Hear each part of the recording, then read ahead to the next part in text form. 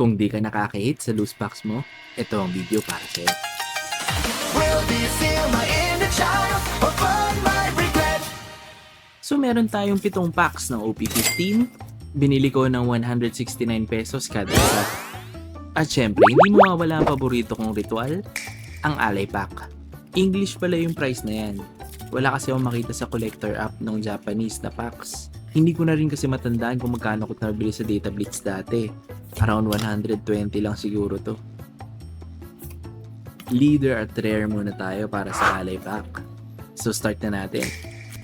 Ang cheese cards nga pala sa OP15 ay ang manga ni Enel at ang SR parallel naman ni Nami. At para sa first pack, rare ni Satori.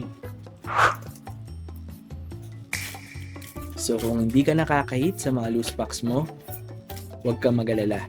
Parehas tayo. Ito ang video para sa'yo. Kasi papakita ko sa'yo na hindi ka nag-iisa. Ako din, hindi nakaka-hit. Diba? So sa bawat open mo, Mapagandam, Pokemon, One Piece, Lorcana, Riftbound, o kung ano man yan. Yun tignan mo yan. Lagi mong tatandaan. Andyan pa si Toing Poink. Mas malas yun sa'yo.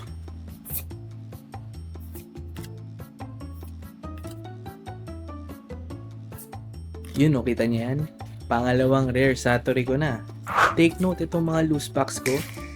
Kung sang lupalop ko pa yung pinagbibili sa buong Pilipinas.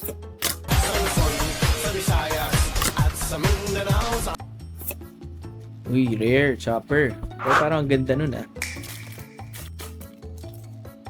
Masyado ata akong sinoryoso Kanina pa, hindi pa ako binibigyan ng hit.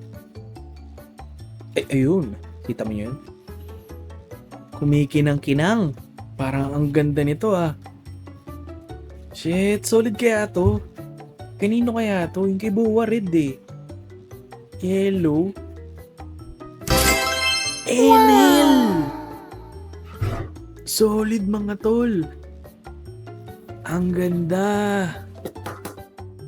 Yan ang power ng loose packs guys. Kaya huwag kang mawawala ng pag-aasa. Okay, last pack magic guys. Solid hit yun Magdasal kasi kayo kaya di kayo nakakahit Joke lang. Mabawi.